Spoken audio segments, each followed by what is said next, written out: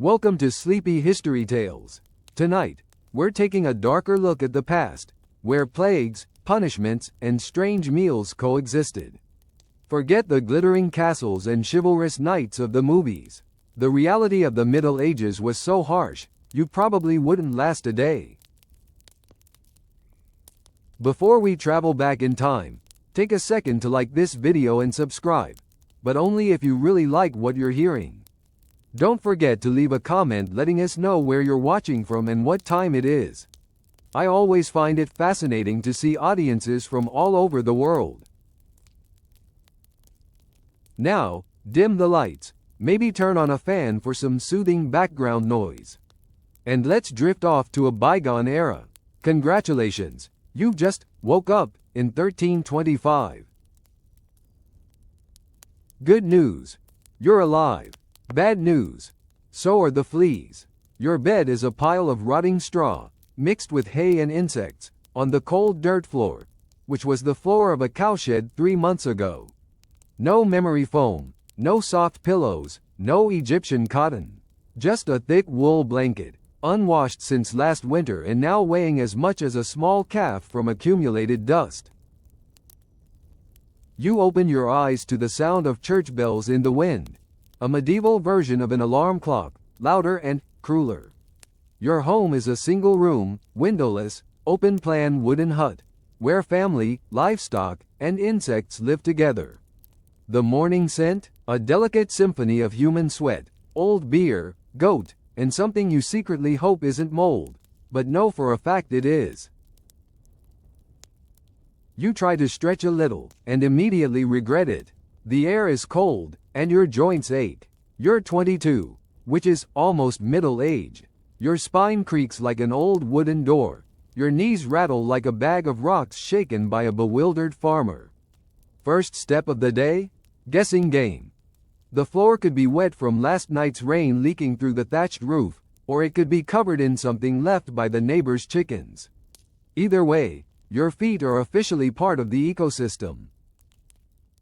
And privacy? That concept hasn't been invented yet. Your entire family, maybe even that visiting cousin who hasn't left yet, is lying next to you. No private rooms, no curtains, no me time, just full-on we time. Welcome to the morning of medieval Europe, where you're never truly alone, because there are always bedbugs, rats, and 8 other people around. And that's just the beginning. You've just crawled out of that nest of horrors when, yes, your body speaks. You need to go, urgently. And this is when you start to miss the modern toilet. No toilet, no paper, no flushing, not even a mop that's been left out. If you're a farmer, your toilet is a wooden bucket behind your house, which is overflowing because Stan the Wolf had a terrible night with spoiled turnips. The smell? Indescribable. You hold your breath, do what you have to do, and then, the best part, dump it into the street. Yes, straight into the street. Conventionally, you should shout, "Gardez low," meaning, watch out for dirty water. But honestly, no one dodges it. Medieval streets were open sewers, colorful mixtures of human excrement, animal excrement, and mysterious liquids whose names you don't want to know. If you live in a town with public toilets, congratulations! There you sit close together with strangers in a dark wooden hut, where privacy is a myth, and the wind is never strong enough to dispel the smell. Small talk is encouraged, but don't breathe deeply. Toilet paper? No one knows what it is. Most people wipe themselves with grass, leaves, rags, moss, or, if they're rich, a small piece of wool. Some people don't use anything at all, and that may be why the handshake has never caught on. You'd think living in a castle would at least make going to the bathroom a little less of a pain? Well, it was, but not in the way you'd hope. Instead of a bucket behind your house, you had a garderobe, basically a hole in the wall that let your waist fall straight into the moat below. It was a convenient idea, until your enemies found out. Yes, there were even attempts to break in by climbing up the sewer pipes. How should I say it? Get in through the back door, style. Whether you were a peasant or a noble, going to the bathroom in the Middle Ages was a humiliating ritual. Cold, impersonal, dangerous, and always horrible. One slip on the wet cobblestones, and you could be face to face with the remains of humanity. And you haven't brushed your teeth yet. But wait, that'll come later. Now, congratulations, you've passed the medieval toilet test. You deserve a decent breakfast, right? Sorry, this is medieval Europe. Here, nice is not on the menu. Breakfast, if you can call it a meal, is a dismal experience. There are no eggs Benedict, no coffee maker to wake you up with, and certainly no buttered toast with avocado. Instead, you sit or squat by the fire with a wooden bowl filled with something that looks like it was scraped from the sole of a muddy shoe. Welcome to pottage, a thick stew made from whatever is left over. Grains, roots, beans, if you're lucky. It's simmered in the same pot for days, sometimes weeks. New ingredients are simply piled on top of the old. This isn't a meal, it's an edible project in progress. Next to it is a piece of bread hard enough to stop an arrow. Made from rye or barley flour, sometimes mixed with sawdust, ground acorns, or whatever else you could stuff in it, because wheat was a noble's thing. This loaf was not a companion. You didn't cut it, you negotiated with it. And the drink? No orange juice, no oatmeal latte. You were drinking beer at 6 a.m. Why? Because the water was full of parasites and dirt. It was thin, low in alcohol, but clean enough not to kill you immediately. Children drank it too. No one was happy, but at least it didn't give you immediate diarrhea. You wanted meat or cheese? Dream on. That was for Saint's Day or if the Lord was suddenly generous. Most peasants ate meat only a few times a year. Fresh fruit? Only when it was in season and hadn't fermented into alcohol. Spices? A pinch of black pepper cost as much as a month's wages.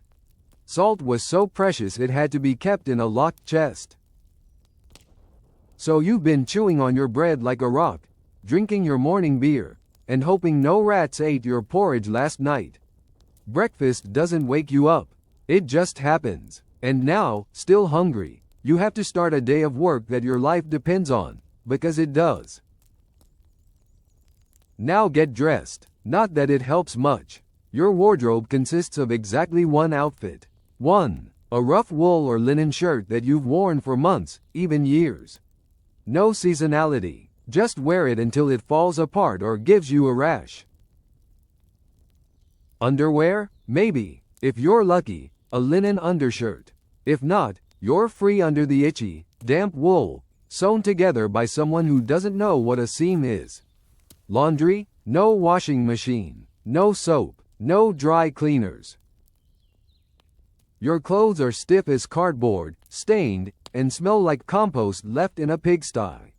Even if you want to wash them, it's not easy. You have to carry water from the river, boil it, wash it with ashes or lye, and dry it in the rare sunlight, which comes only about 3 days a year.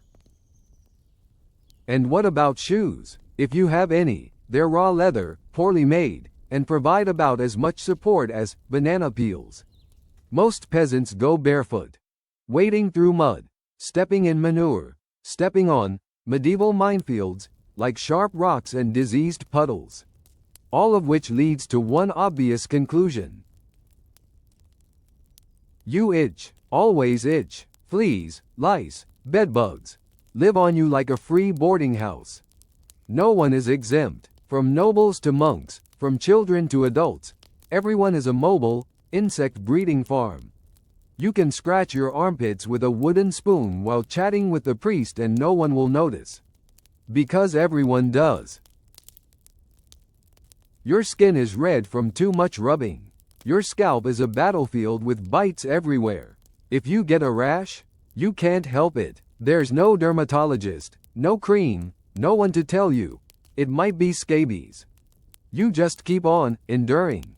And if you're lucky enough not to get infected, great. That rash will accompany you for the next half year like an uninvited best friend.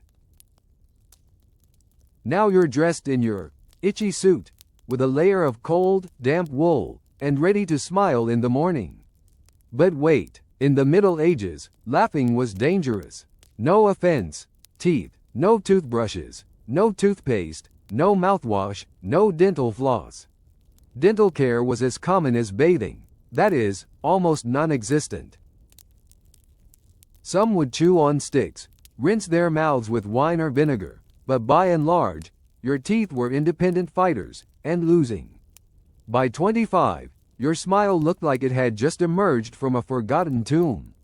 Cavities were common, gums were swollen, and stains on your teeth, they weren't food stains, they were decay.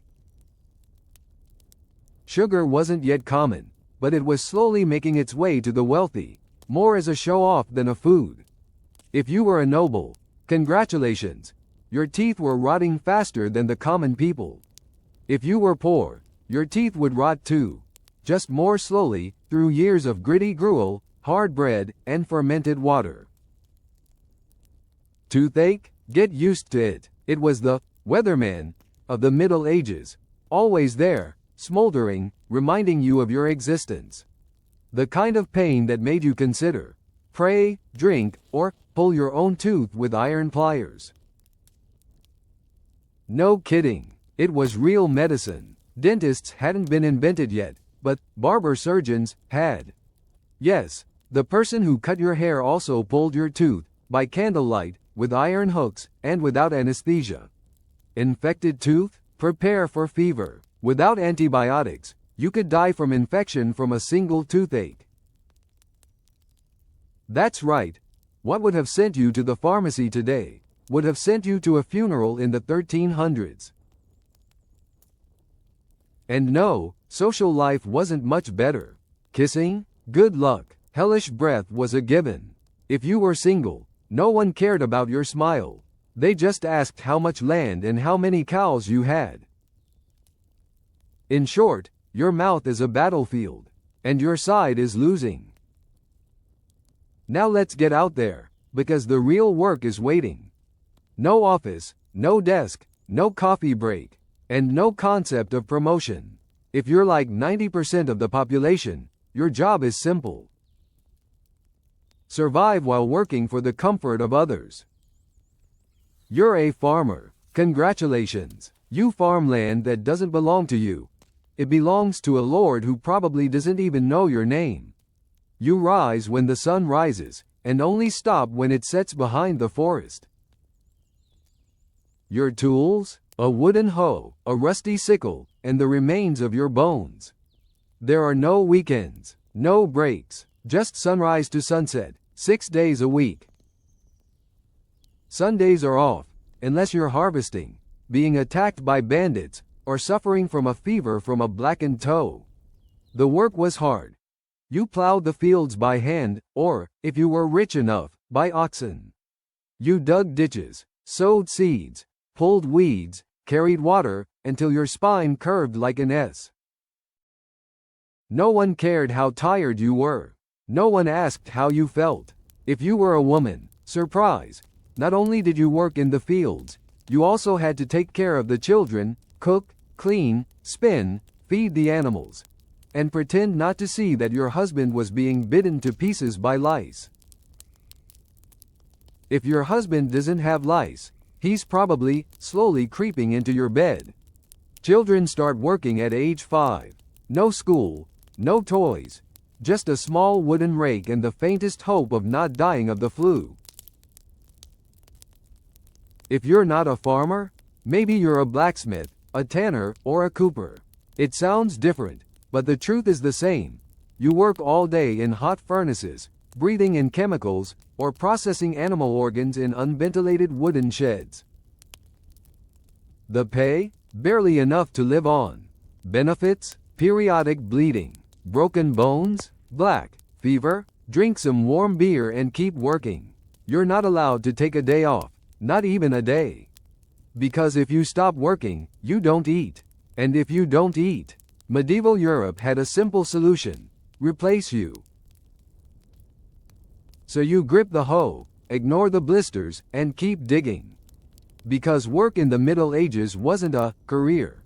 It was a test of endurance that lasted until you dropped. Your back was burning from working in the sun. But wait, let's talk about the weather. There were no seasons in this era. It was a rolling punishment from the sky. It started with winter. There was no insulation, no central heating, and the wind blew freely through the wooden walls with gaps big enough to throw a chicken through. Windows, covered with cloth. An indoor fire sounded cozy, but you didn't have enough wood to keep it going because wood was expensive, and if you took the liberty of picking up wood from the Lord's forest, well, you could be executed for a stray branch. You wrapped yourself in your only damp sweater, huddled by the embers, and still woke up with a frozen nose. Your toes were always cold, your soles were clammy, your fingers were as stiff as popsicles. Frostbite wasn't a diagnosis. They just call it bad luck. Fast forward to summer. Sounds better? Not at all. Your house is a clay oven. No fans, no drafts, and absolutely no deodorant. You sweat like hell in your layers of clothing, but you can't take them off, because being too revealing is considered scandalous, not to mention sunburn, bug bites, and judgmental looks from society.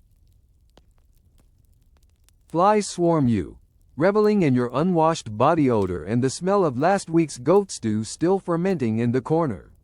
Mosquitoes buzz in your ears as you try to sleep, assuming you can sleep through the screaming neighbors and crying babies. Out in the fields, you're baking in the sun. No sunscreen, no hat, unless you make one out of straw as an impromptu mannequin. And worst of all, you still have to work. Sunburn? They just call it bad luck. So you're either shivering in your hut, wondering if your toes will last until spring, or sweating in your only pair of socks, your thighs burning from the never-ending chafing. No matter the season, one thing remains the same. Your clothes still itch, the food still sucks, and your next job is still waiting. Welcome to medieval air conditioning, which means nothing. Thirsty? Need a refreshing wash? Or just a little water to get out of this musty dream? Too bad. In the Middle Ages, water wasn't your friend. It was secretly trying to kill you. The nearby stream looks fresh and clear, like something out of a fantasy movie. But guess what? At its source, someone has just dumped a chamber pot. Or worse, there's a dead pig rotting away. Bacteria, parasites, and the entire microbial army of Europe at that time are all waiting in every sip of water. That's why people drank beer, even kids. But don't imagine medieval kids drinking. It was light beer, less alcohol, more survival. Boiling made the water safer. Wine was an option, too, if you were rich and didn't need to be sober before noon. And bathing? In theory, yes. In practice, no. It was believed that bathing opened up your pores, allowing disease to enter. That is, you were cleaner if you never washed away the natural protective dirt from your skin. There were public baths, but their reputation might make you think twice. And if you're going to get clean, prepare yourself for a soap opera. First, you'll have to draw water from a well, boil it over a fire, pour it into a leaky wooden tub, and then pray that no one else has used it before you, or worse, after you. Rainwater, collected in open wooden barrels, where birds defecate, insects breed, and moss grows like a spa treatment. Sounds refreshing, right? Whether you're drinking it, washing your face, or watering your garden, water in the Middle Ages wasn't a source of life. It was a game of chance. One wrong sip and you'd spend your final days on a bed of straw, clutching your stomach, questioning your entire life choices. Next time you drink tap water, raise a glass to our ancestors. They didn't have the luxury of drinking without risking their lives. Suppose you did drink the water.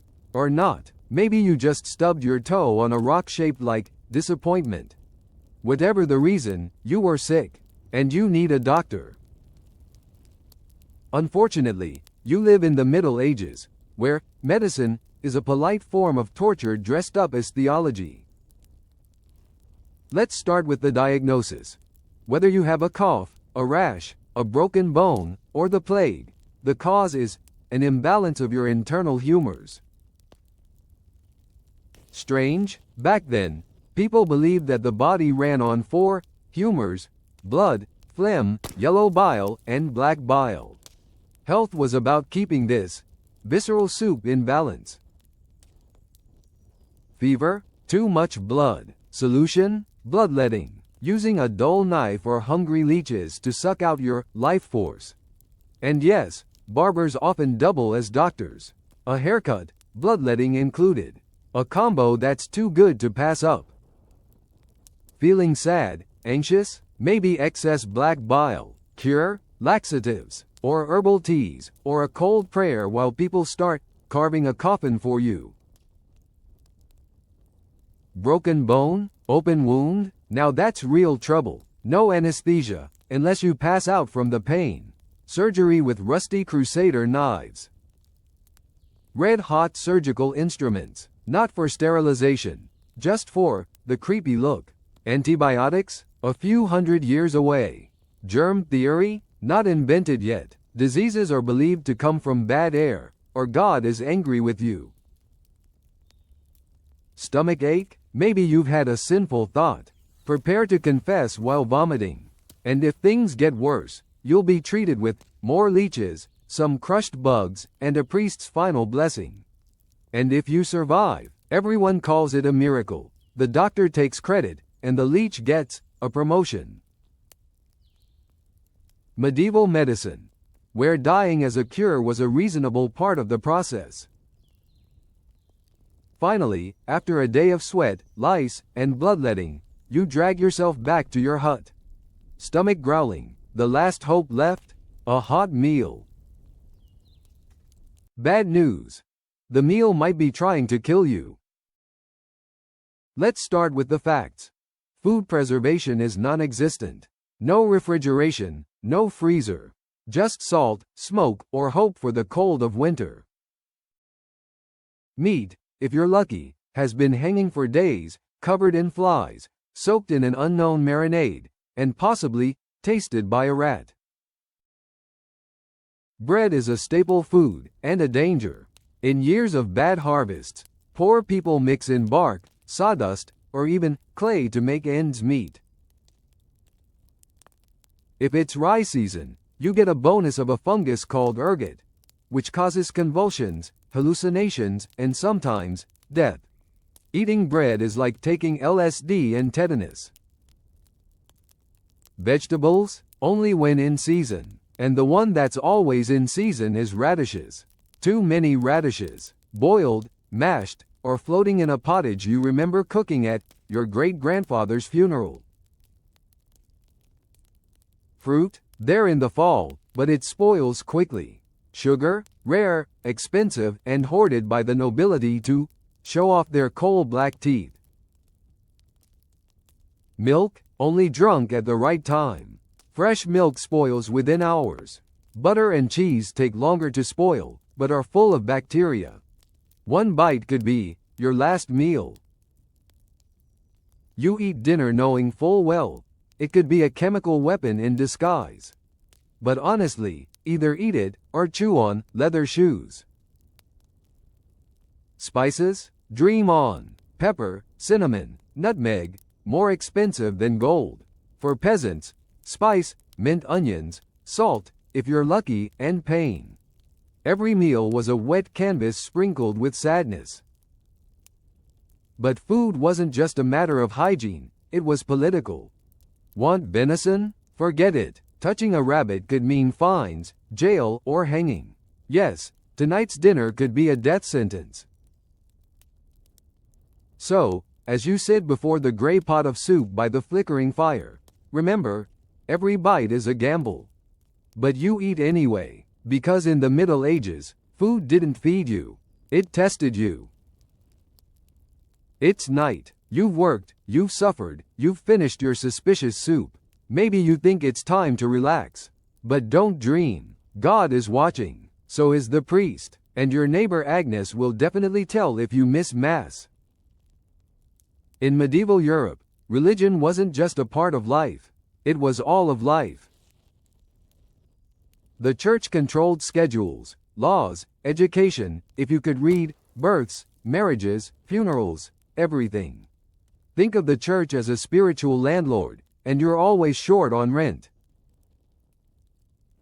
The church bells rang morning, noon, and night, not as reminders, but to make sure you don't forget to pray. Forgetting to bow your head? Sin. Eating meat on Friday? Sin. Dreaming about your neighbor's wife? Double sin. Hell? Very real, and described in excruciating detail. Rivers of fire, lakes of blood, three-headed demons, and eternal screams. If the plague doesn't scare you, eternal fire will. You can't read the Bible yourself. It's in Latin. Only monks, priests, and a nose-talking aristocrat would understand. So if the priest says the crop failure is because you haven't prayed enough, kneel. The church tax, or 10% of everything you have, is mandatory. Planting rice? Give rice. Raising chickens? Give eggs. Nothing? Congratulations. You're both poor and soulless. Holidays? Holy days. There are dozens of them. Maybe not farm work, but not for fun.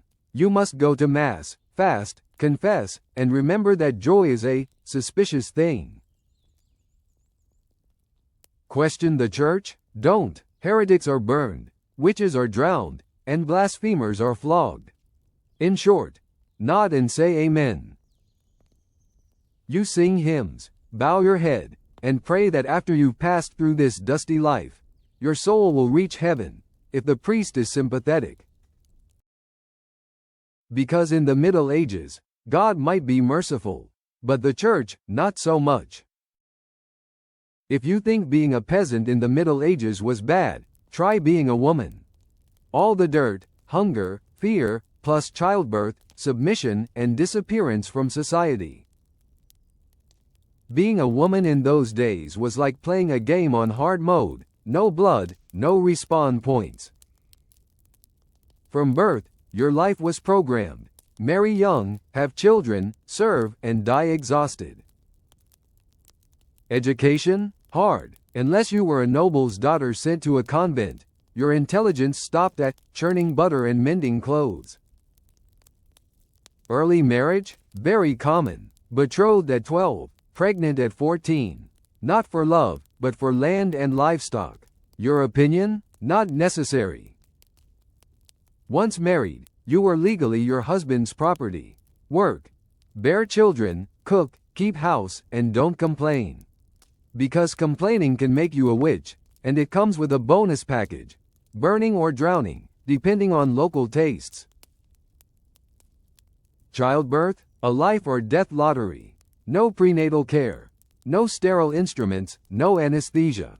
The midwife tries her best, but the slightest mishap can kill mother, baby, or both.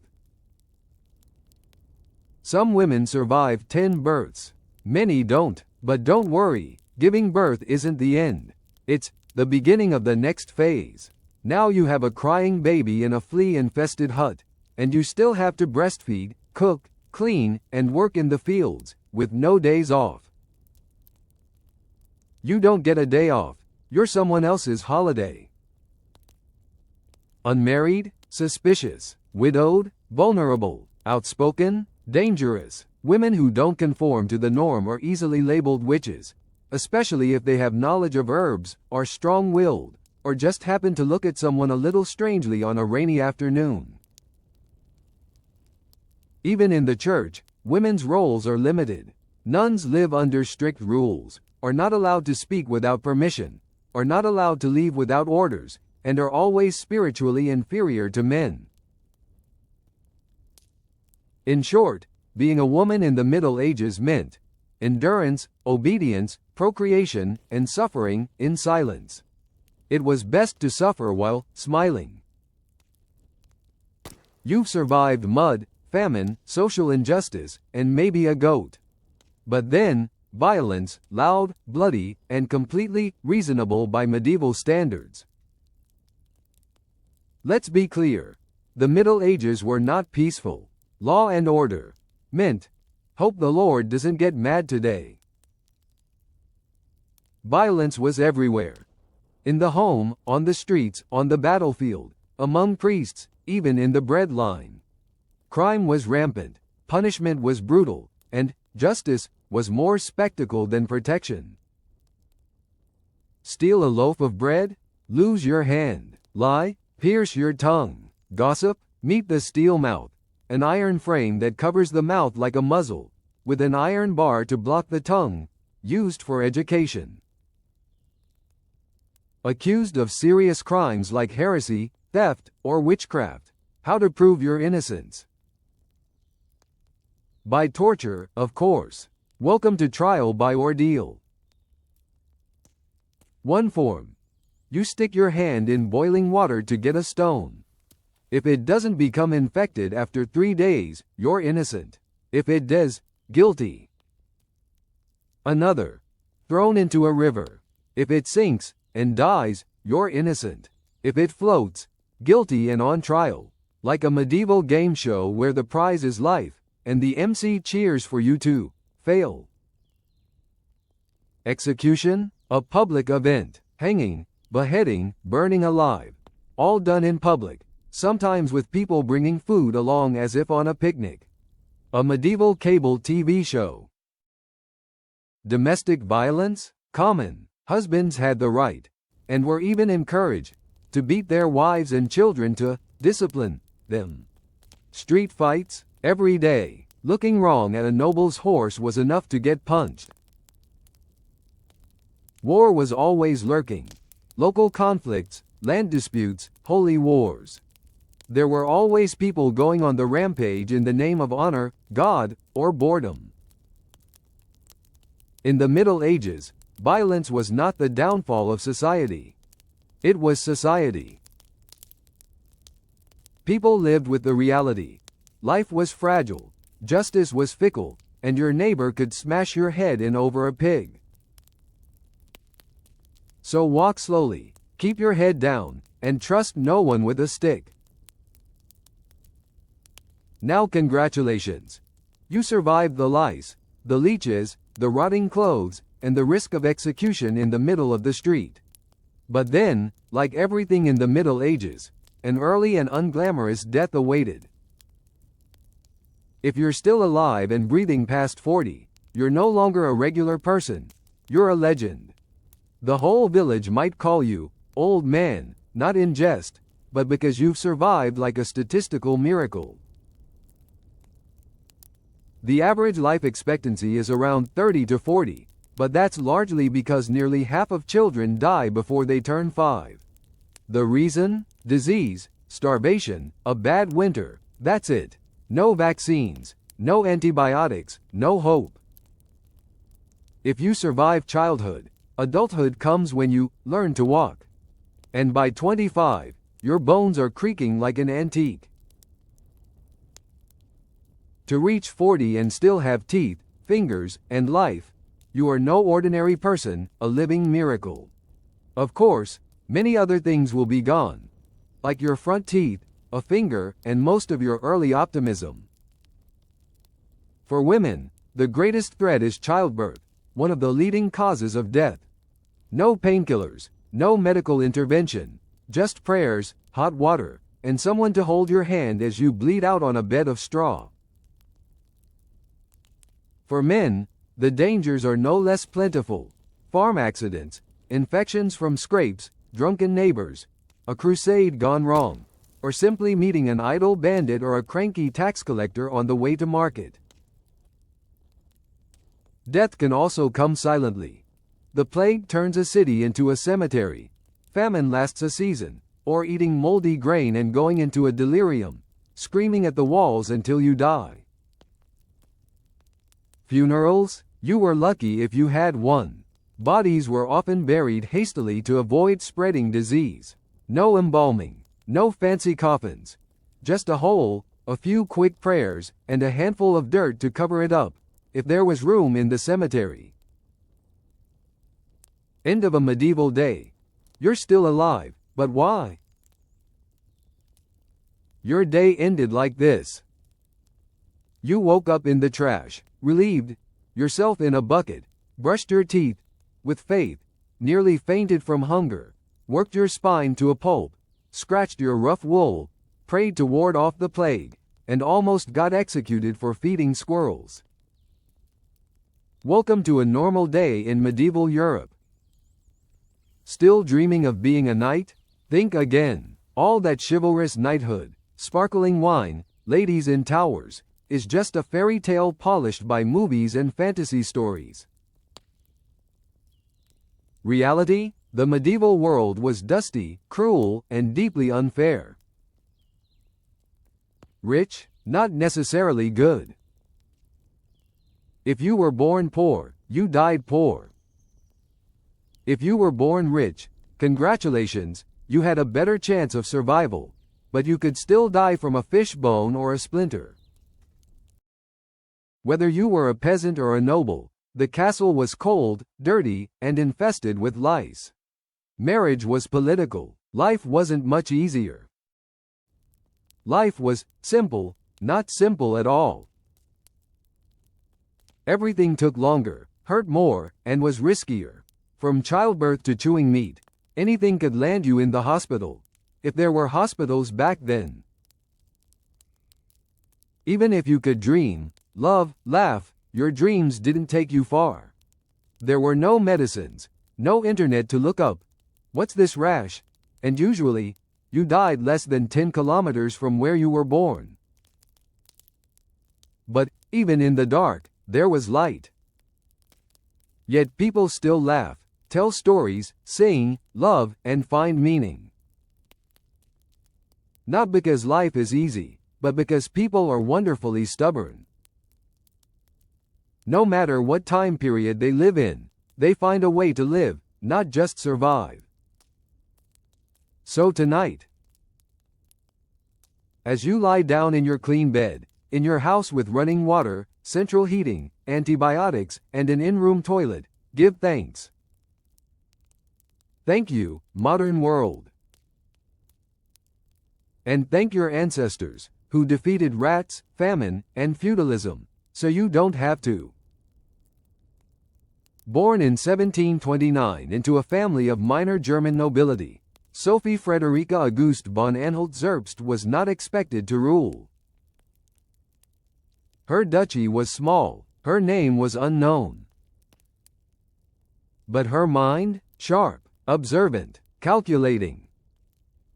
Her mother, Johanna, ambitious and emotionally distant, viewed Sophie not as a daughter but as a pawn in a larger game.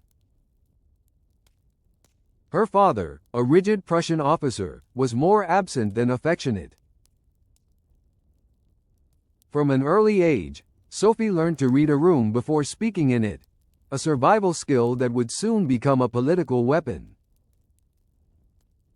When Empress Elizabeth of Russia sought a bride for her bumbling heir, Grand Duke Peter, she wanted someone foreign, obedient, and grateful.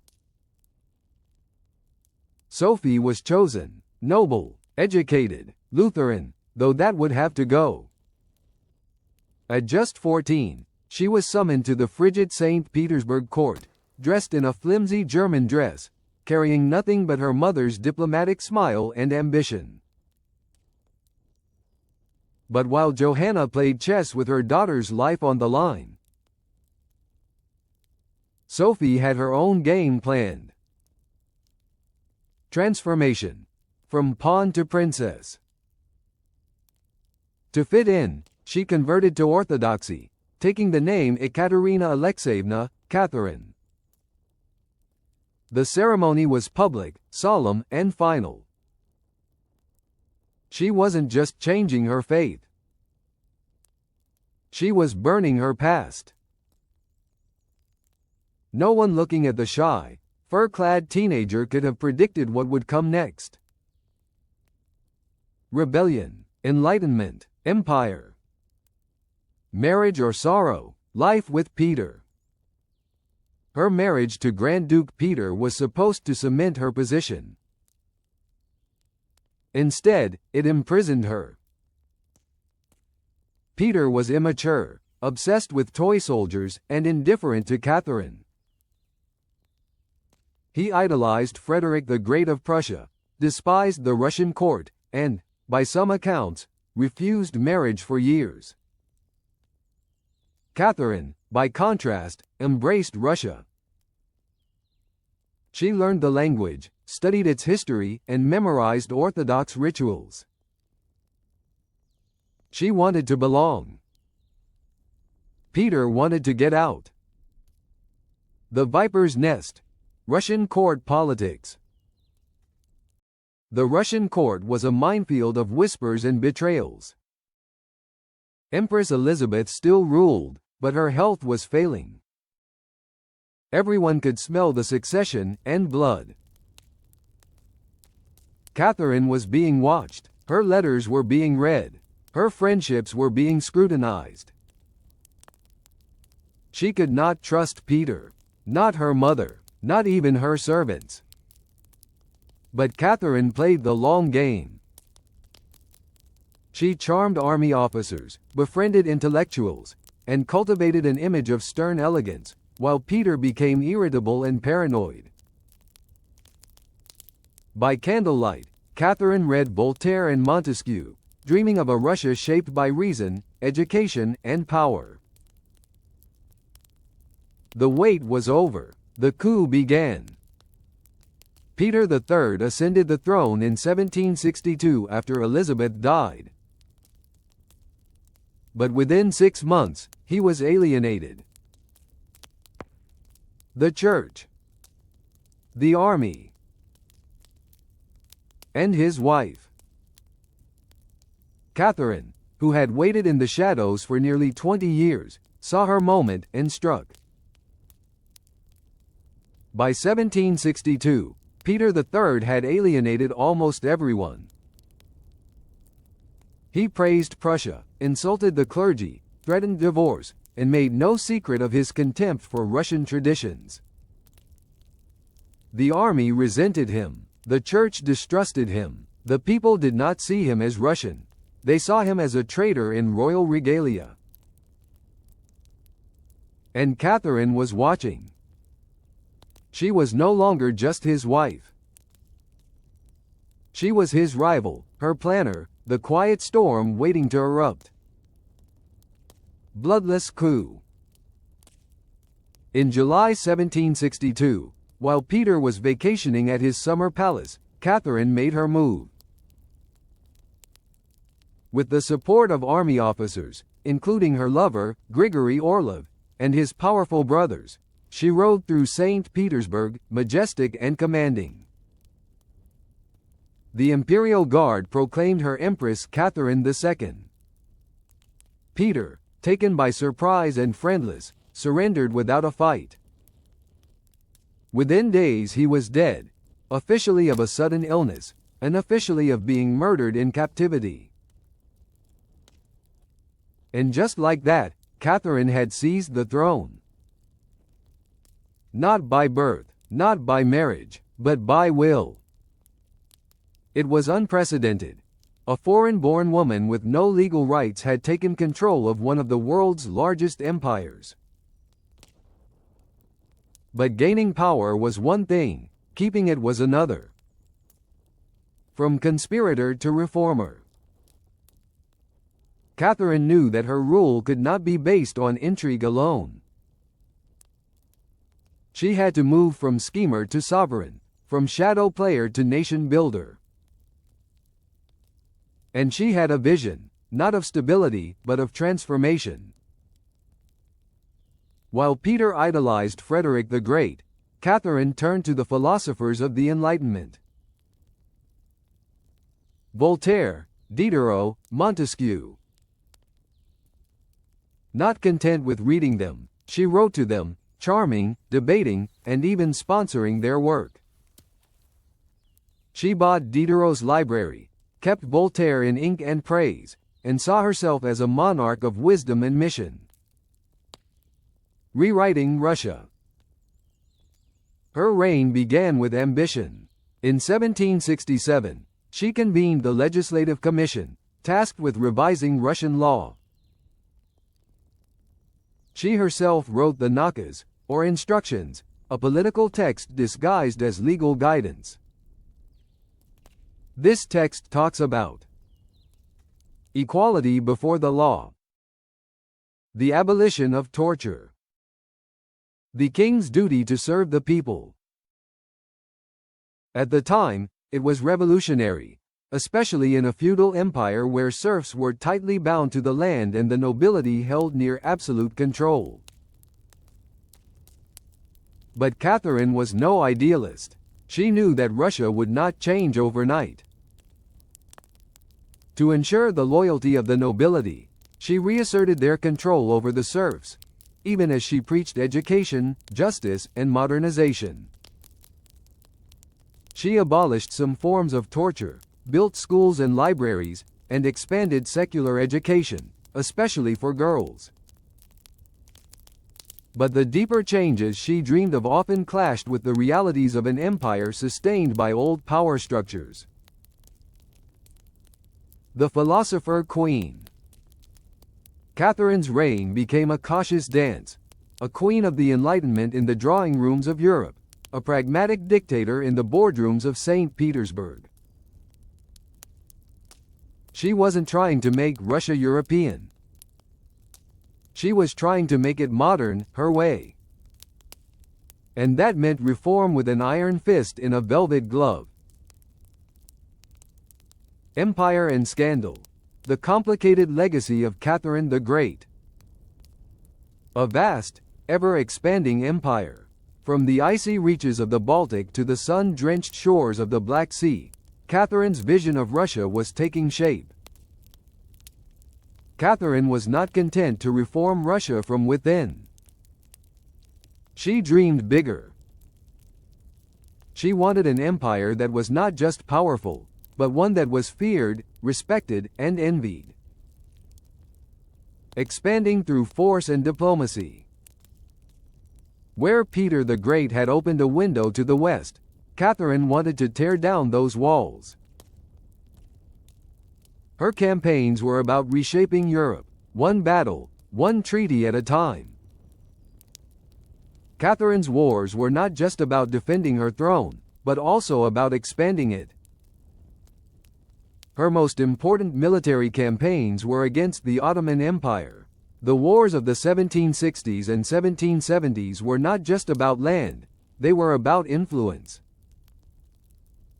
Under generals like Alexander Suvorov and Grigory Potemkin, Russia conquered Crimea, secured the northern Black Sea coast, and gained access to warm water ports that had been coveted by Russian czars for centuries.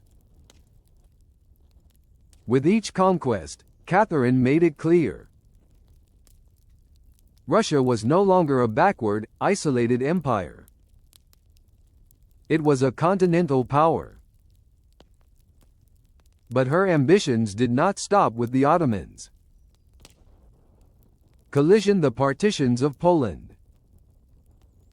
Catherine's eyes turned west. Through diplomacy and alliances with Austria and Prussia, she helped carve up the Polish-Lithuanian Commonwealth. By the end of the Third Partition in 1795, Poland had disappeared from the map entirely. Russia now controlled vast new territories and millions of new subjects. Cityscape: the expansion of the Russian Empire. Catherine was more than a conqueror. She was a pioneer of ideas. New cities were built. Trade routes were expanded. German settlers were invited to farm Russia's land. From the Baltic to the Black Sea, Russia had become a mosaic of cultures, a vast empire of many different peoples. And throughout it all, Catherine was hands-on. She read reports, issued orders, and personally oversaw the expansion of her empire. Critics called her power-hungry, even imperialist, but for Catherine, it wasn't ambition. It was destiny. A great ruler, she believed, was measured not just by ideas, but also by borders. She didn't just want to rule Russia.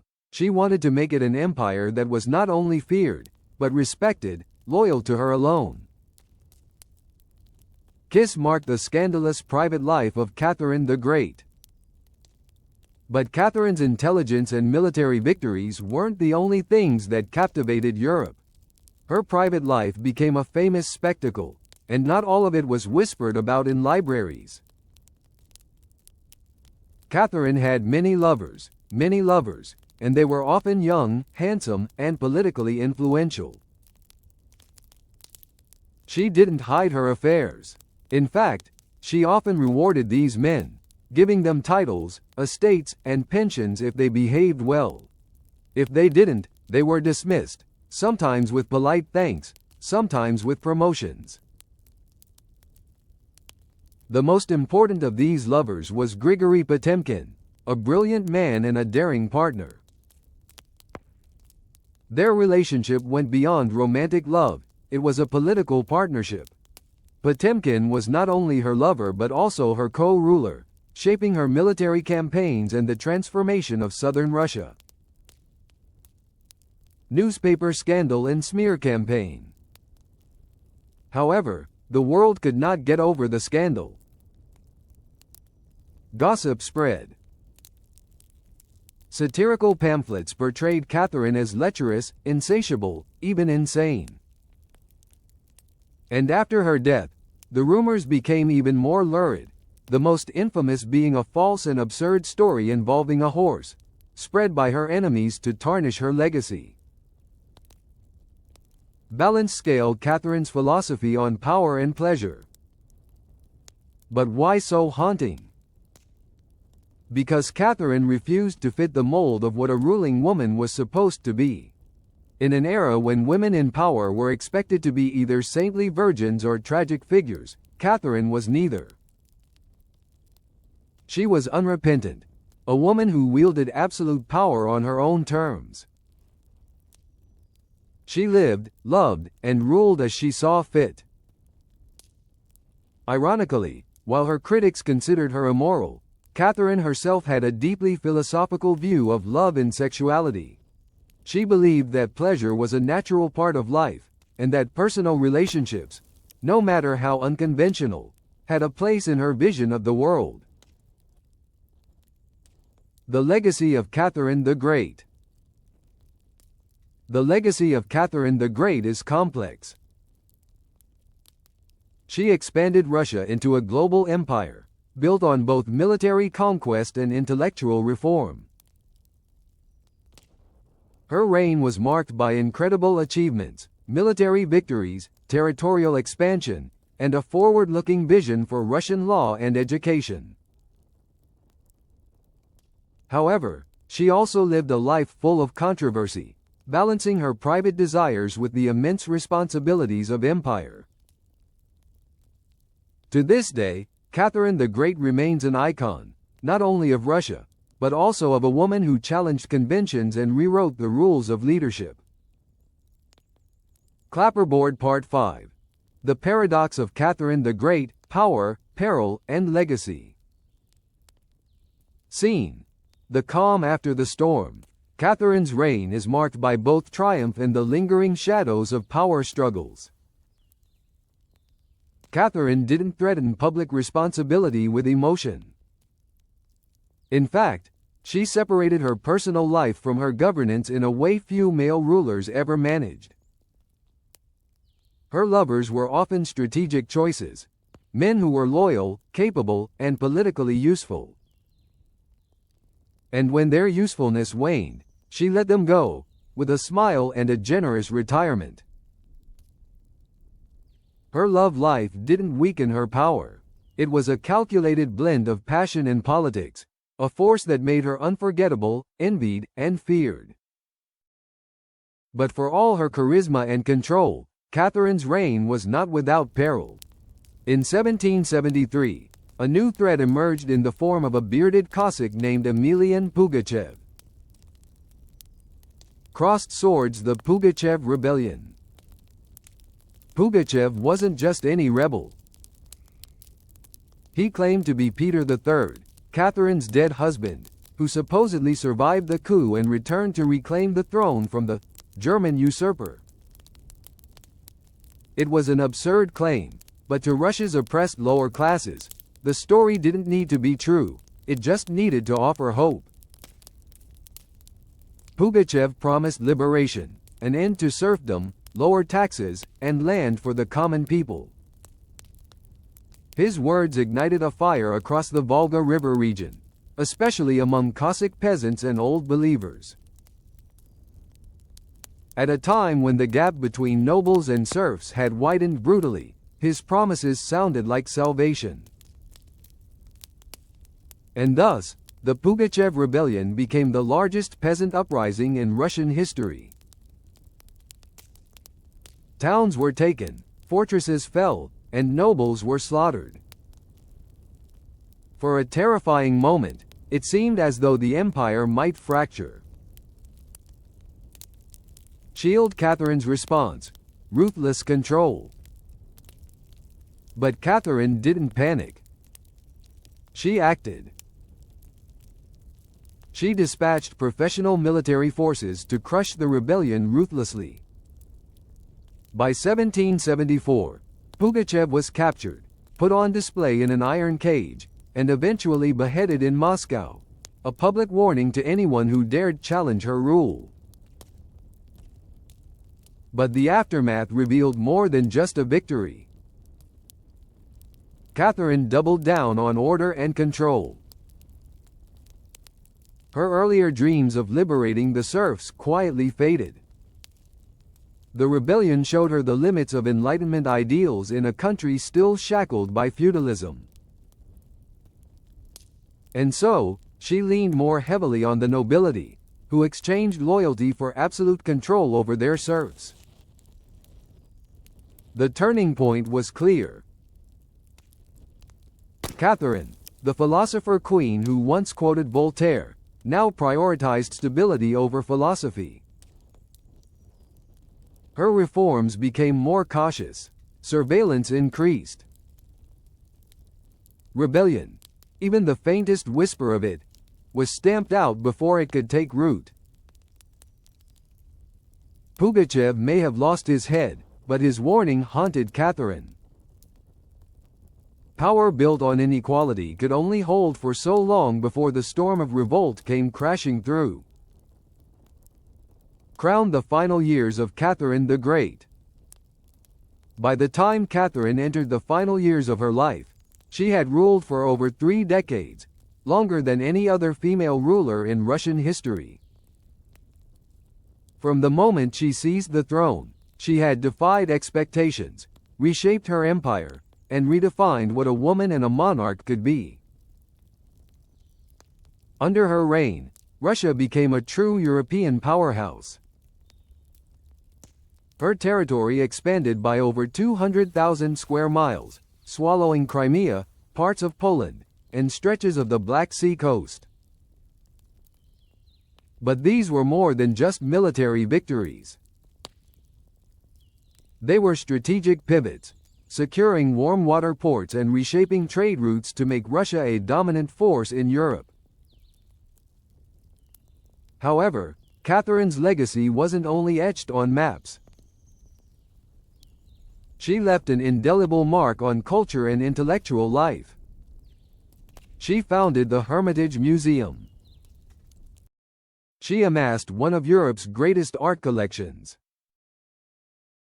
Her court became a center of sophistication, art, and intellectual ambition. She corresponded with the greatest minds of the Enlightenment, including Voltaire and Diderot, and invited them to her court. To Western Europe, Russia, often viewed as backward, was now firmly on the cultural map. Books, reforms, and contradictions. Catherine also modernized education. She founded schools for girls. She promoted the printing of books and introduced smallpox inoculation to Russia, publicly receiving the vaccine herself, a brave act in an era of medical uncertainty. Yet, her reign was one of contradictions. While Catherine admired Enlightenment ideals, she never freed the serfs. In fact, serfdom deepened under her rule, extending into newly conquered territories. Catherine had always balanced philosophy with pragmatism, but in her later years, the scales tipped toward pragmatism. Stability, even at the cost of reform, became her top priority. Glowing star legacy of a monarch. Catherine the Great is remembered as one of history's most formidable rulers. Her reign transformed Russia into a global power, both militarily and culturally. She expanded the empire, reformed its laws, and promoted the arts and education. But her legacy is also marked by contradictions. The Enlightenment philosopher who did little to improve the lives of the majority of her people. Her reign reshaped Russia, but it was still a feudal empire in many ways, bound by the chains of serfdom and inequality. In the end, Catherine's reign is a reminder that power, no matter how enlightened, always comes with its compromises, and that even the greatest rulers must balance vision with reality. Glowing star: the enduring legacy of Catherine the Great. Catherine the Great's reforms, though notable, were largely top-down, designed to polish Russia's empire without fundamentally changing its structure. Despite this, her reign brought stability and ambition to a nation in need of both. She understood that power was not inherited, but crafted through political brilliance and strategic calculation. She ruled not by divine right, but through a relentless grip on power, mastering statecraft, military conquest, and intellectual pursuit. Crown her legacy as a ruler. Catherine's death in 1796 marked the end of an era, but it also solidified her as one of the greatest rulers in history. Under her rule, Russia was wealthier, larger, and more formidable than it had been in centuries. The empire she left behind was secure, with its borders expanded and its prestige elevated to unprecedented heights. Yet, it wasn't just her military conquests or her territorial expansion that cemented her place in history. It was the way she crafted her image and navigated the intricacies of court politics. Catherine became a myth, not just for her political acumen and imperial ambitions but for the fact that she was a woman in a man's world, ruling an empire that didn't want a woman in charge. She thrived despite these obstacles, rewriting what it meant to be a monarch, especially a woman on the throne. Her intellect, work ethic, and strategic mind were evident in how she managed her daily life. Hours of reading reports, corresponding with foreign powers, and editing state papers all factored into her rigorous schedule. Yet, despite her control over the empire, Catherine often felt lonely. She surrounded herself with courtiers, lovers, and artists, but in her memoirs, she revealed how few people she could truly trust. Even her son Paul, whom she distrusted and kept out of state matters, posed a future threat. Gregory Potemkin, her most significant emotional partner, became a lifelong friend, but his death in 1791 left a wound that never truly healed. Thought balloon: the myth of Catherine the Great. Catherine crafted her image carefully, understanding the power of narrative. She posed as the mother of Russia, the enlightened monarch, the warrior empress, and the lover of the arts. But beneath these roles, there was a woman who had endured rejection, betrayal, scandal, and rebellion, and still triumphed. When she passed in 1796, she left behind an empire that was both transformed and still questioning the true extent of her reforms. The questions loomed. Could she have done more to end serfdom? Were her Enlightenment ideals compromised by the realities of politics? Was she a reformer, or was she simply a ruler? Castle Catherine's greatest legacy, the Great. Catherine's greatness wasn't because she was flawless or kind. It was because she took power and wielded it on her own terms in an era when women weren't supposed to have any power at all. She didn't just wear the crown. She redefined what it meant to deserve one. History remembers her by the title she never gave herself, the Great. Her reign was a fusion of intellect, political brilliance, and unyielding will, all of which crafted a legacy that would echo through the ages. Amphora, the ruins of Palenque and a hidden legacy. But as the sun set on Catherine's monumental reign, the world was full of other untold stories. In the humid depths of the Chiapas jungle in southern Mexico, the ruins of Palenque whispered tales of an ancient world, long before the Russian Empire expanded. In 1994, the discovery of a hidden chamber beneath a modest pyramid, Temple 3, revealed another chapter of history. No looters had touched it, and when the archaeologists broke through, they discovered a stone sarcophagus buried beneath centuries of dust. Inside, the red dust of cinnabar, a toxic mercury sulfide, coated the skeleton of a woman, carefully buried, revered, and immortalized. A new mystery unveiled.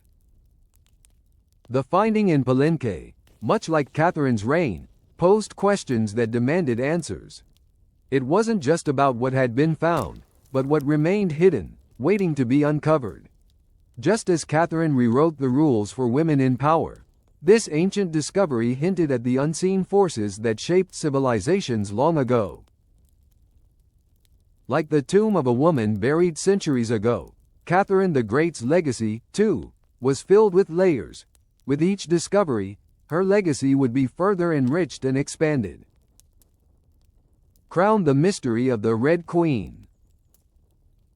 The discovery of the Red Queen in Palenque, a Maya city, unveiled a burial so rich and mysterious that it captivated researchers and historians alike. Buried in the 7th century during the Golden Age of Palenque, her tomb was unlike most Maya burials. Untouched, isolated, and hidden, this tomb was not only ceremonial but deeply spiritual. The woman inside wasn't just prepared for death, but for deification, to cross into the Maya afterlife, her identity obscured by mystery. Amphora, a royal burial, shrouded in red dust. What stood out most in the Red Queen's tomb wasn't her jade jewelry or the offerings around her. It was the red powder that covered everything.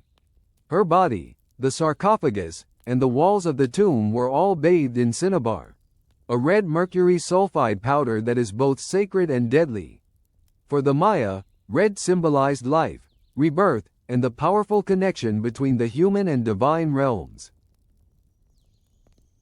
This color was not chosen lightly. It was the symbol of sacrifice, of transition, and of cosmic cycles. To the Maya, death was not the end but a passage into another life. The Red Queen's burial was a ritual of transformation, not just of the body, but of the soul. Warning: a toxic symbolism. The danger of cinnabar. However, cinnabar was toxic. Its mercury content could lead to poisoning, causing tremors, hallucinations, and death. The Maya may not have understood its chemical dangers, but they surely recognized its potency. To cover the queen in this substance was to declare her as something otherworldly, someone far beyond the ordinary realm of mortals.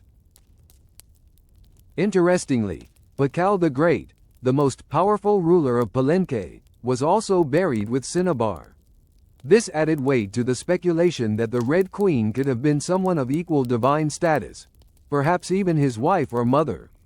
Was she the counterpart to the mighty ruler, or was she a figure in her own right, a queen who wielded divine influence? Zebra sacred symbols in the burial. The burial of the Red Queen was laden with sacred symbols. Her skull rested on a layer of jaguar skin, a symbol of strength and sacred power. Around her, there were bone needles, obsidian blades, and miniature jade figurines, all pointing to rituals performed either in her lifetime or after her death, designed to honor her journey into the afterlife.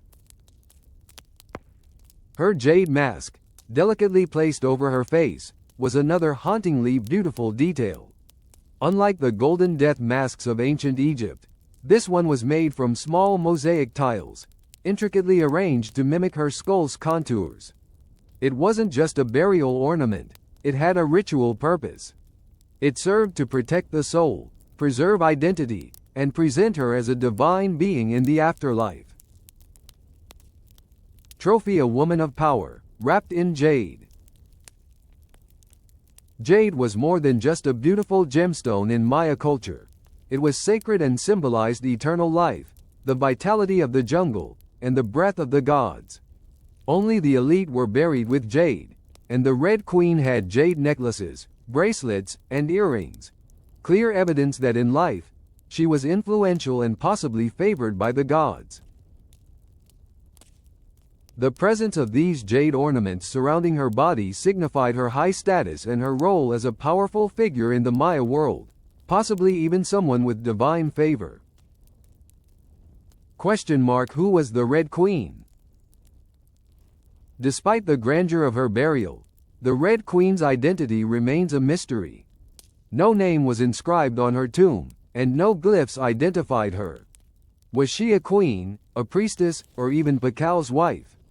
Scholars are still uncertain, but one thing is clear: she wasn't just buried, she was transformed into something greater, her story embedded in ritual, color, and the enduring mystery of her legacy. This discovery reflects the profound spiritual beliefs of the Maya civilization. Their view of death not as an end, but as a journey into another cosmic layer. And through the Red Queen's ritualistic burial, the ancient Maya sought to ensure that she crossed into the afterlife not in silence, but in ceremony, forever immortalized in the colors of life and death. Crowned the Red Queen. A woman of power in the Maya world. The burial of the Red Queen at Palenque, a city of the ancient Maya, is a vivid testament to the profound role that royal women held in Maya society. Unlike many cultures where women were often relegated to the background, in the Maya civilization, women, especially those in royal circles, were central to political, religious, and dynastic power. The Red Queen, buried with rich offerings and sacred symbols, is one of the many pieces of evidence showcasing the influence of women in the Maya elite. Amphora: symbolic and spiritual burial. In her tomb, the Red Queen was surrounded by symbolic artifacts, including bone needles, obsidian blades, and shell objects, which could represent her status as a priestess, healer, or royal matriarch. These items weren't just decorative, they had ritualistic significance, indicating her deep involvement in religious ceremonies and the power she wielded during her life. At her feet were ceramic vessels, still sealed, possibly containing offerings of food, drink, or incense to sustain her spirit. The Maya believed that the afterlife was a dangerous journey, filled with challenges and obstacles. The Red Queen's tomb was a spiritual roadmap, guiding her soul through the transition from life to death and beyond. The red cinnabar that covered her remains was not merely decorative but represented a cosmic power, a ritualistic symbol of rebirth and transcendence. DNA: who was the Red Queen? The mystery of her identity. Though the Red Queen's tomb was rich in spiritual and material wealth, it lacked an inscription identifying her. No glyphs were carved, and her name remains lost to time. This absence has led to various theories about her identity. One of the most compelling possibilities is that she was Zakbu Aha, the wife of Kinich Janab Pakal, also known as Pakal the Great, one of Palenque's most renowned rulers. Key evidence for the theory. Proximity. The Red Queen's tomb lies very close to Pakal's tomb, suggesting a deliberate connection between them. Cinnabar burial. Only 2 burials in Palenque, Pacal's and the Red Queens, were found with such intense cinnabar. This rare practice adds weight to the theory that they were closely connected. However, despite DNA tests showing no direct maternal link between the two, the possibility of a spousal relationship or a royal connection cannot be ruled out. Some also speculate that she could have been Sakik, Pacal's mother, who ruled Palenque as a queen regent before Pacal came of age. Others suggest she might have been a high priestess or even a royal ancestor, whose name has simply faded into history. Globe women in Maya society. More than passive consorts. To truly understand the significance of the Red Queen, it's essential to understand the context of Maya royal women. Women of royal blood were not passive figures. They exerted power in their own right. They were diplomats, priestesses, and power brokers, playing crucial roles in the politics and rituals of their time. Their bloodlines were political capital, and they used these connections to forge alliances and secure thrones. Take Sakik, Pacal's mother, for example. After the death of her husband, the throne of Palenque was left vacant. She ruled as regent, not merely as a placeholder, but as a leader in her own right. She issued decrees, oversaw construction projects, and helped ensure that Pacal could rise to power when he came of age. Without her leadership, Pacal's reign might have never been possible. Across the Maya world, women were actively involved in major ceremonies, and inscriptions reveal their direct participation in governance and religious life. In places like Yaxchilan, Naranjo, and Calakmul, women weren't just seen as the wives of kings. They were kings in their own right, or at least had significant political roles. Herb the Red Queen. A symbol of power and legacy. The Red Queen was not just buried with treasure and offerings. She was surrounded by meaning, symbols of her spiritual journey and divine power. The cinnabar and the jade ornaments she was buried with were both tools for her soul's transition and symbols of eternal life. The jade mask over her face wasn't just a covering, it was a ritual tool, designed to protect her identity and help her soul ascend into the afterlife. The Red Queen was a figure of profound importance in her time, and her burial reveals the cosmic views of the Maya civilization. Death was not an end but a passage into a new realm, and royal women like the Red Queen were central to the spiritual and political fabric of society. Her silent legacy, obscured by time and mystery, invites us to reconsider the role of women in ancient civilizations, especially those like the Maya, where women weren't just symbolic figures but were active in shaping their worlds. Amphora Maya women in power. A complex legacy of gender and influence.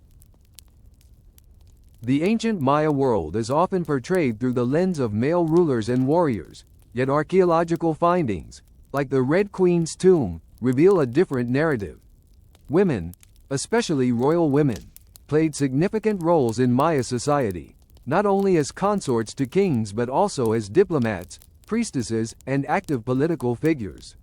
They wielded real power, both in ceremonial roles and behind the scenes, helping to shape their dynasties and maintain spiritual continuity. The Red Queen, though unnamed in history, serves as an archetype of these powerful royal women. Her tomb, rich in sacred offerings, jade ornaments, and cinnabar, reflects a life lived in the sacred and political spheres. Her burial wasn't just a grave, it was a ritual space designed to guide her soul through the afterlife, marking her as an important figure in both the cosmic and political realms of Maya life. Castle. The sacred architecture of the Red Queen's tomb. The Red Queen's tomb was not just a final resting place but a sacred portal into the afterlife. Her burial was deeply intertwined with Maya cosmology, reinforcing the idea that death was a ritualized transition, not an end but a journey. Temple 3, where her tomb was found, might not have the grandiosity of its neighboring Temple of the Inscriptions, the tomb of Pacal the Great, but its strategic placement and design were equally significant. The tomb was carefully constructed to be isolated and protected, suggesting that it held deep spiritual importance. The position of the tomb within the temple, aligned east to west, mirrored the sun's journey, symbolizing life to death and the eternal passage between realms. The sealed crypt, hidden for over 1,100 years, was untouched by looters, preserving the integrity of its rituals. There was no extravagant artwork or inscriptions on the tomb's walls. In fact, its lack of decoration seems to suggest that the tomb wasn't meant for the living to interpret, but rather for the dead to transform and ascend. National Park, a gateway to the underworld. The political and ritual significance of death. For the Maya, death was not a finality. It was a threshold that the soul had to cross in a ritualized journey into the underworld, known as Xibalba. This was a place filled with darkness, trials, and gods of death. Only those who were properly buried, with the right rituals and offerings, could make the transition to the afterlife. Cinnabar, a toxic yet sacred red powder, covered the Red Queen's remains, signifying her divinity and her power to transcend mortality. The cinnabar also symbolized life, rebirth, and the sacredness of blood in Maya beliefs. Bone needles and obsidian blades found in the tomb might have been tools for rituals performed either during her life or to honor her in death, further emphasizing her elite status. Fire the Red Queen, a bridge between gods and mortals.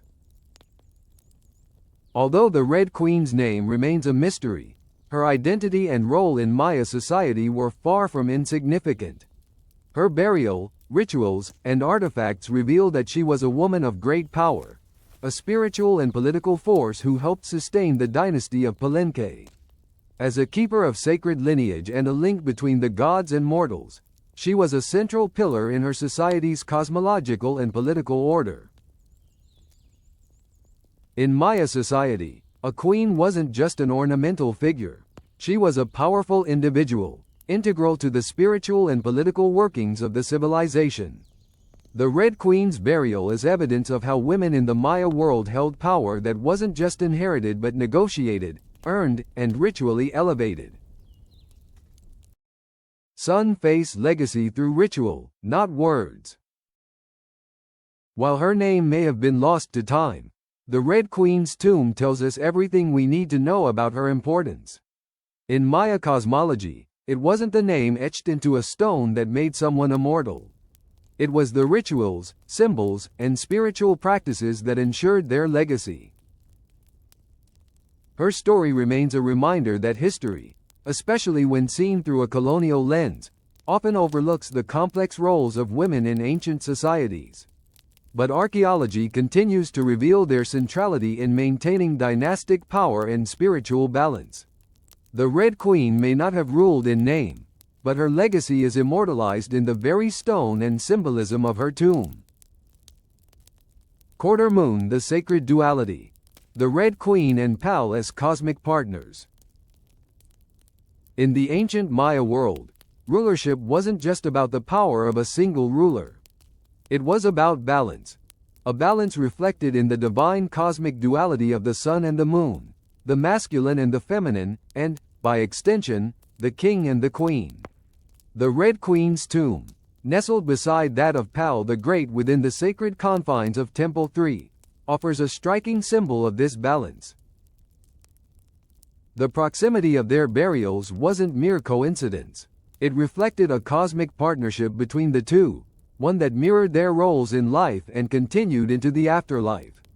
While Pal the Great may have represented the sun, with its fiery journey through the underworld and rebirth at dawn, the Red Queen, with her more subdued and mysterious burial, might have represented the moon, the feminine force, following a more enigmatic and cyclical path. Together, they embody the harmony and order required in Maya cosmology, where the balance between male and female, sun and moon, and life and death was essential to the well-being of both the world and the dynastic line. cherry blossomed the role of women in Maya society, beyond the shadows of kings. While Pal the Great's name and tomb have been celebrated in history for their size and intricacy, the Red Queen's burial, despite the lack of explicit inscriptions, highlights the influence and power of women in the Maya world. She wasn't merely an ornament to Pal's reign. Her burial speaks volumes about her role as a spiritual and political partner to Pal, as well as her independent influence in her own right. In the Maya world, royal women were not just passive figures. They participated in governance, sponsored rituals, and even ruled in the absence of male heirs. The Red Queen represents an enduring symbol of this. Her ceremonial role was as vital as Pal's, and their joint tombs reinforce this idea of an interconnected legacy. Her face mask, crafted from jade tiles, wasn't just for adornment. It preserved her identity as she embarked on the journey to the afterlife, ensuring she was recognized by the gods and could continue her role as a spiritual and political figure even after death. The rituals of transformation. Burial as rebirth. The Maya viewed death not as an end but as a transformation. The Red Queen's tomb, with its rich offerings and the careful placement of objects like obsidian blades, stingray spines, and ceramic vessels, suggests that her burial was part of a larger ritual of rebirth. These items weren't just personal possessions but spiritual tools meant to empower her soul for its journey into the underworld and, ultimately, into a new phase of existence. Cinnabar, the red powder that drenched her body, was linked to life force, rebirth, and sacrifice in Maya thought, representing the blood of the gods and the vitality of the universe. The ceramic vessels might have once held chocolate, maize, water, or pulp, vital offerings to nourish her spirit on its journey through the afterlife. The obsidian blades and stingray spines could signify auto-sacrifice rituals, perhaps symbolizing the sacrifice of self, a common Maya theme that reinforced the importance of personal power and spiritual transformation in the afterlife. These burial items tell us that death was not the end for the Red Queen. It was a rebirth, a return to the cosmic cycle where she would play a role far beyond the mortal realm. Classical building. The enduring mystery of the Red Queen. While the Red Queen's name may never be definitively known, her burial leaves no doubt about her importance. The mystery surrounding her tomb continues to captivate scholars and historians because it challenges conventional assumptions about the role of women in the ancient Maya world. Without inscriptions to confirm her identity, her tomb's contents, rich in symbolism and sacred offerings, stand as a testimony to a woman who held real power, politically, spiritually, and cosmologically. Her burial invites us to reconsider the role of royal women in ancient civilizations, where they were not mere shadows of their male counterparts but were active participants in shaping both the political landscape and the spiritual well-being of their societies.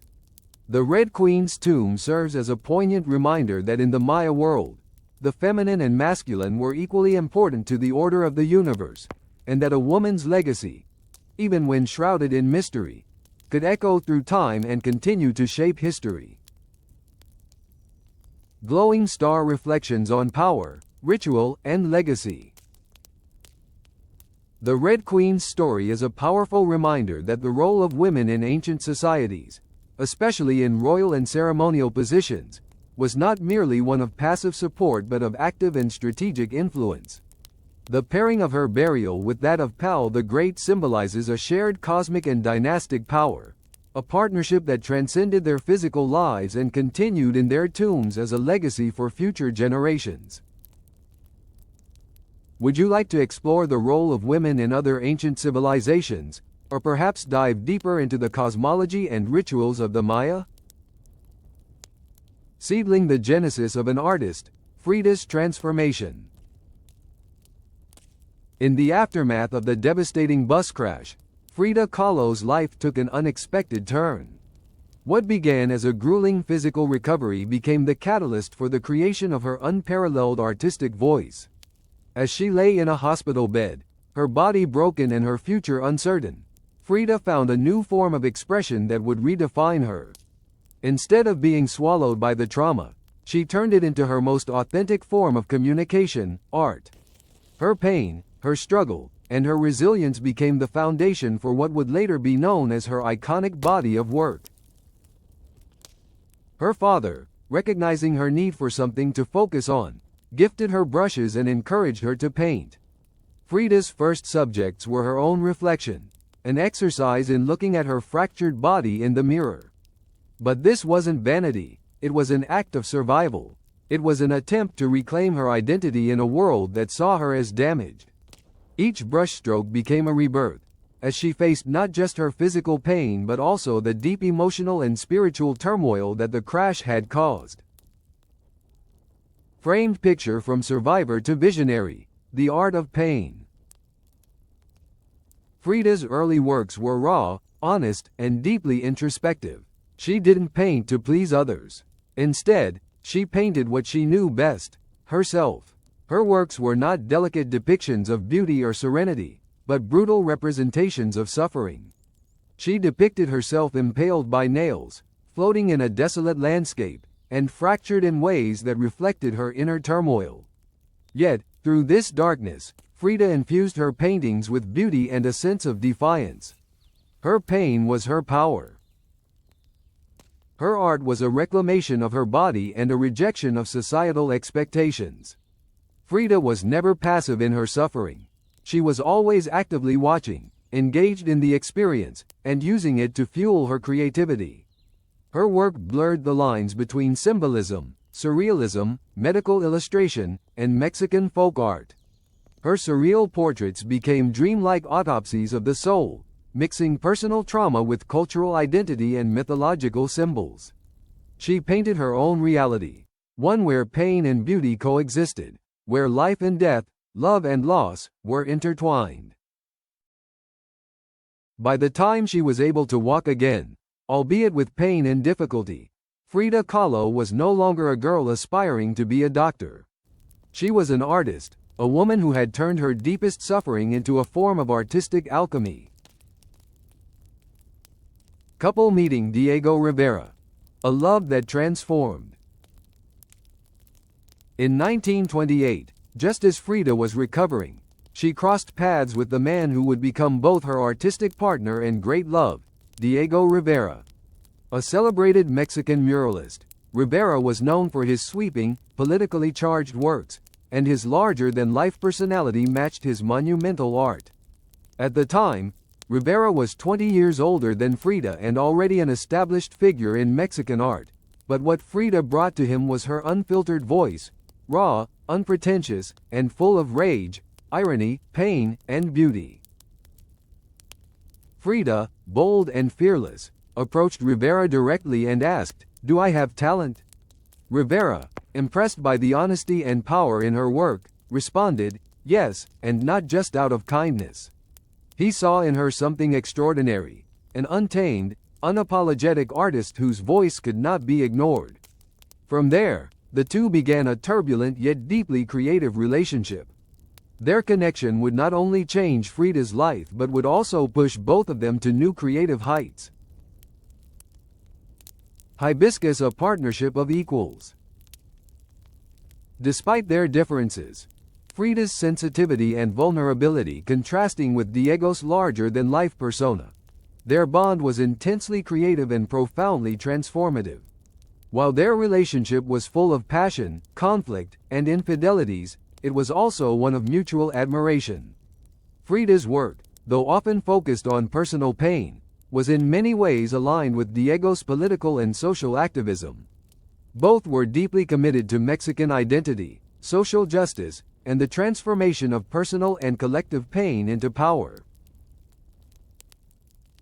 Their marriage in 1929 was seen by many as an odd pairing, but to Frida and Diego, it was a union that fueled both their artistic growth and political engagement. Frida's surrealist and symbolic self-portraits became a powerful counterpart to Diego's larger murals, both artists working to capture the Mexican spirit through their own personal lenses. sparkles Frida's enduring legacy, the power of vulnerability. Frida Kahlo's work transcended pain. Her life and art became an act of defiance against the world's limitations, whether those were physical, cultural, or gendered. In turning her personal suffering into a creative force, she reshaped the narrative of what it meant to be an artist and a woman. Her self-portraits were not just an exploration of her body or her trauma. They were a revolutionary act of visibility for women who had been overlooked or silenced in history. In many ways, Frida's work echoed the journey of the Red Queen. Both were misunderstood figures whose stories were marginalized, but both were powerful and profound in their own right. Frida Kahlo's art continues to speak across generations, urging us to confront our own pain, identity, and power in a world that too often tells us to hide those very things. Her paintings still hang in galleries, her story still sparks conversation, and her image, whether through her iconic braided hair, unibrow, or vibrant clothing, continues to challenge us. Frida Kahlo is not just an artist of the past. She is a force of nature whose legacy endures and inspires those who dare to express their truth. Heartbreak Frida and Diego. A love torn by passion and betrayal. Frida Kahlo's relationship with Diego Rivera was as chaotic and passionate as it was legendary. Their marriage was a mixture of creative partnership and personal tumult, marked by intense love and profound betrayal. Known for his political fame, Diego was a giant in the art world, and his relationship with Frida was constantly under the microscope. While Diego supported Frida's art and encouraged her growth as an artist, he was also repeatedly unfaithful, even having an affair with Frida's own sister, Cristina. This betrayal shattered Frida's heart. However, in her own defiance and complexity, she too had lovers, both men and women, including rumors of relationships with figures like Leon Trotsky and the artist Georgia O'Keeffe. Their marriage, though fractured, remained a complicated force in both of their lives. In 1939, the couple divorced, only to remarry a year later, under different terms. This second marriage was less about traditional romantic love and more about creative understanding and mutual respect. By this point, Frida had claimed her autonomy, her home, her money, and her name. The marriage was an acknowledgement that while they could no longer fulfill the traditional expectations of a couple, they could still function as creative equals, both challenging and influencing each other. Despite the pain Diego caused, he remained a constant in Frida's life, and their artistic bond endured. Globe exile and transformation. Frida's artistic evolution abroad. The 1930s were a transformative period for Frida. Following Diego's mural commissions, they traveled to San Francisco, Detroit, and New York. While Diego painted vast murals celebrating revolutionary ideals, Frida was exposed to American industrialism and wealth, which deeply conflicted with her own political values. The Great Depression in the U.S. made her more acutely aware of the contradictions within capitalism. She viewed the materialism of the American elite as antithetical to the ideals she held dear. In her letters home, she expressed her disdain for the superficiality she saw in the U.S., and longed for the grit, color, and contradictions of Mexico. This disillusionment with the American capitalist system further solidified her pride in Mexican nationalism and commitment to communism. While Diego immersed himself in grand murals of industrialism and revolution, Frida turned her attention inward, producing smaller, more intimate works. During these years abroad, Frida's style solidified, sharper, more surreal, more emotional. The physical pain from her accident, the multiple surgeries, and the emotional toll of a failed pregnancy in Detroit all contributed to her deeply personal work. Her self-portraits became a visual language of her emotional and physical suffering, and they depicted her identity as both fractured and resilient. Heartbreak: the power of Frida's self-portraits. In Henry Ford Hospital, 1932, Frida painted herself lying on a hospital bed, surrounded by the symbols of loss: a fetus, a snail, medical equipment, and a cracked pelvis. The painting was raw, graphic, and deeply emotional, depicting not just her physical trauma but also the emotional weight of her struggles. This work, like many of her pieces, wasn't just about self-expression, it was about survival. Through her art, Frida didn't just confront the world's view of her pain, but made her pain into something sacred, something that forced the viewer to acknowledge it. Her identity was inseparable from her body, and that body, in all its fractures, discomforts, and violence, became the canvas on which she could express not just her pain, but her resistance and rebellion. The human cost of revolution, both personal and collective, was central to her artistic narrative. Home Casa Azul, a sanctuary of color and rebellion. When Frida returned to Mexico, her Casa Azul, Blue House, in Coyoacan became not only a sanctuary but also a living extension of her creativity. This house was filled with the vibrancy of Mexican culture: bright cobalt walls, Aztec statues, exotic animals, and folk art. It became the site where Frida continued her creative and political work, surrounding herself with pre-Columbian artifacts, revolutionary books, and traditional Tijuana dresses, which she wore not just as a fashion statement, but as a political act. The Casa Azul was where Frida truly stepped into her own as a woman and artist. There, she would often paint in the company of friends, lovers, and political figures, including Leon Trotsky, who lived with her in Diego while in exile.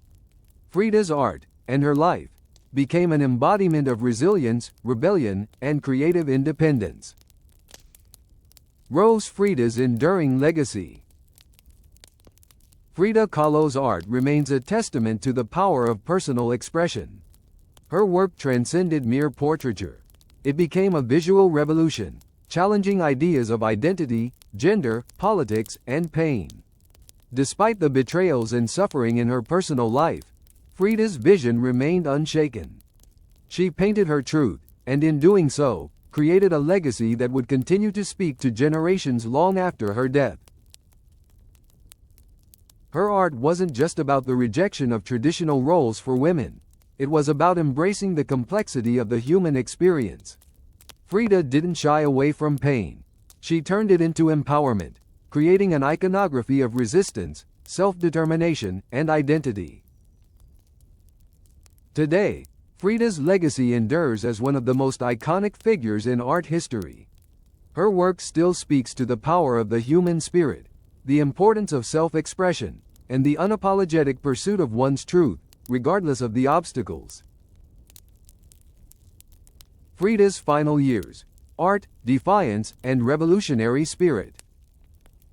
As the years passed, Frida's health continued to deteriorate, yet her creative and political spirit never faltered. The 1940s brought even more pain, as multiple surgeries, infections, and chronic illness became part of her daily life. Yet, despite her body's betrayal, Frida painted through it all.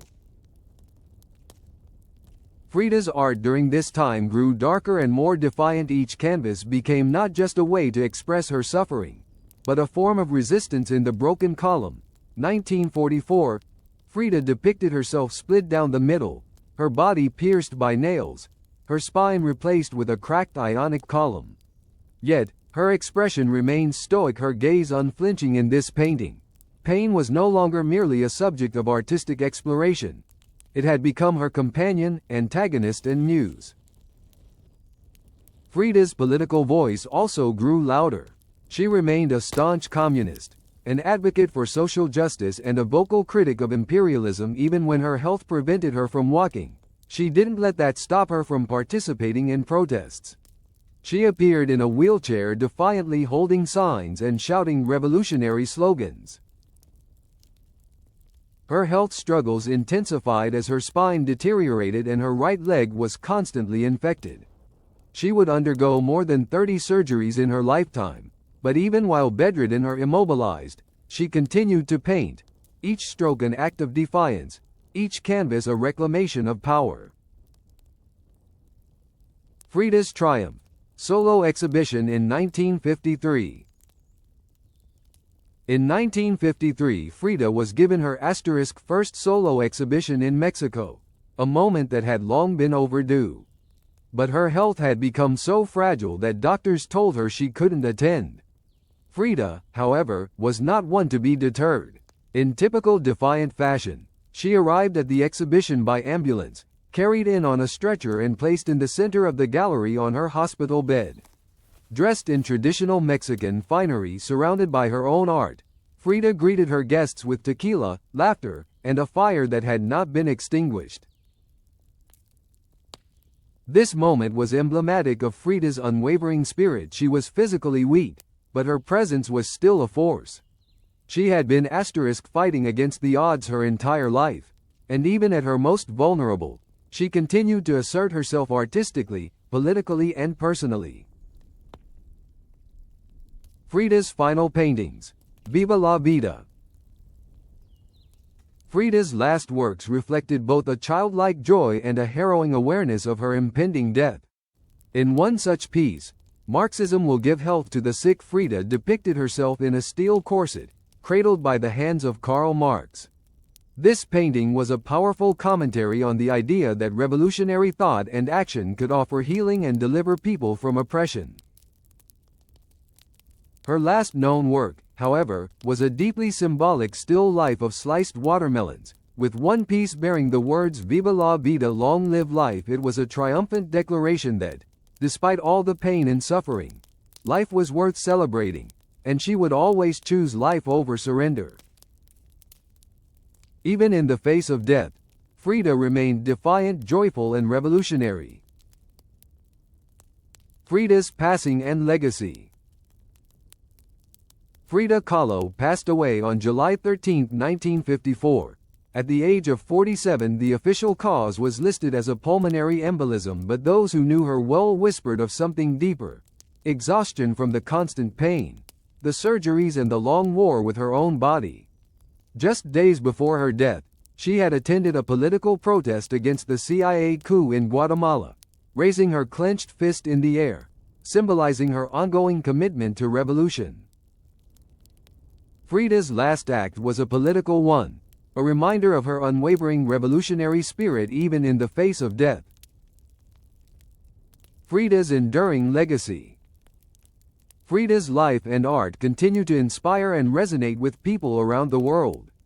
Her ability to transform pain into art, to reclaim her body and identity, and to defy societal expectations has cemented her as a cultural icon. She remains a symbol of strength, resilience, and defiance. Her works, filled with Mexican symbolism, surrealism, and political commentary, speak to universal themes of suffering, identity, and resistance today. Frida Kahlo is remembered not just as an artist, but as a trailblazer for women, for artists, and for revolutionaries everywhere. Frida's final days and legacy. Immortality through art. Frida Kahlo's last moments were a reflection of her uncompromising spirit. Her final diary entry read simply, "I hope the exit is joyful and I hope never to return." Despite enduring excruciating physical pain throughout her life, her departure, too, was marked by the same defiant force that had featured her existence. At her funeral, held at the Palacio de Bellas Artes, Mexico's most prestigious cultural institution, her body was draped in the red flag of the Mexican Communist Party. Friends, family, and admirers gathered to say their goodbyes, including Diego Rivera, who was utterly devastated by her death.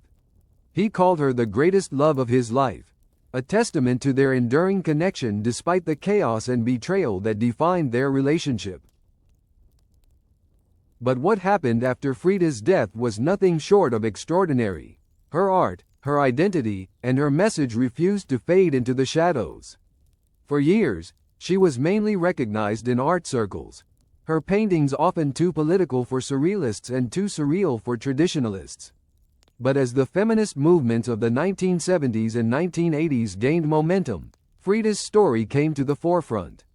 Her legacy was reclaimed by feminists, activists, and anyone who identified with her pain, resilience, and creativity. Frida as a symbol of defiance and resistance. Frida didn't just become an artist in death, she became a symbol. Her face, with its unibrow, its flower-crowned hair, and its direct gaze, became iconic. She embodied pain turned into beauty, feminism born through resistance, and the unapologetic celebration of Mexican identity. Her works began to be seen not only as art, but as symbols of defiance, not against mere social norms, but against the structures of patriarchy, ableism, and imperialism. Her authenticity shone through, and people saw her truth. Her self-portraits, such as Self-Portrait with Thorn Necklace and Hummingbird and the Broken Column, no longer just told her own story, they resonated deeply with those who had suffered. They had the power to transcend borders and speak to the soul, making her art one of the most celebrated and acknowledged in the world today. Frida's global impact. In the years following her death, Frida's image became a global icon. From being printed on t-shirts, murals, and posters, to appearing in memes and as dolls, Frida's face and messages spread everywhere. Yet what makes her legacy so powerful is not just the recognition of her face, but the recognition of the truth behind it. Frida didn't strive to be flawless. She didn't conform to the idealized beauty standards of her time, or any time. Instead, she shows the world realness, rawness, and vibrancy, even in the face of suffering. Her disability, her queerness, her political beliefs, and her cultural pride were all integral to her art, and she turned them into symbols of strength. A symbol for many communities. Frida became an icon not just for artists or feminists but for queer communities as well. As a bisexual woman who lived openly during a time when silence was demanded, she became a fearless queer icon, showing that love and identity need not be confined by societal norms. For disabled artists, she proved that pain could fuel creativity, not extinguish it. She continued to paint despite the constant pain from surgeries, and she used her personal suffering to enrich her work and make it accessible to anyone who had ever endured. For Mexicans, she became a reclaimed daughter, fierce, folkloric, and forever etched into the national consciousness. Her paintings were not just about personal pain. They were about Mexican identity itself, unapologetically embracing both the joys and tragedies of her heritage. Frida's enduring legacy: courage, resistance, and immortality. Frida didn't set out to be a symbol. She simply told the truth about herself, honestly, without compromise. And in doing so, she gave voice to millions who had never seen themselves reflected in art before. Today, when we look at her face, we see courage, we see color, we see resistance, and above all, we see Frida's unyielding spirit. She didn't just paint with colors, she painted with conviction. She embraces contradiction. A communist who wore gold, a woman kidnapped who loved again, a body in pieces with an unbreakable soul. Her life and work defied the boundaries of traditional art, gender, and society, and in doing so, she carved out a place for herself in history as one of the most important and transformative artists of all time. Frida Kahlo may have passed away in 1954, but her legacy has only grown stronger with time. She is now immortal,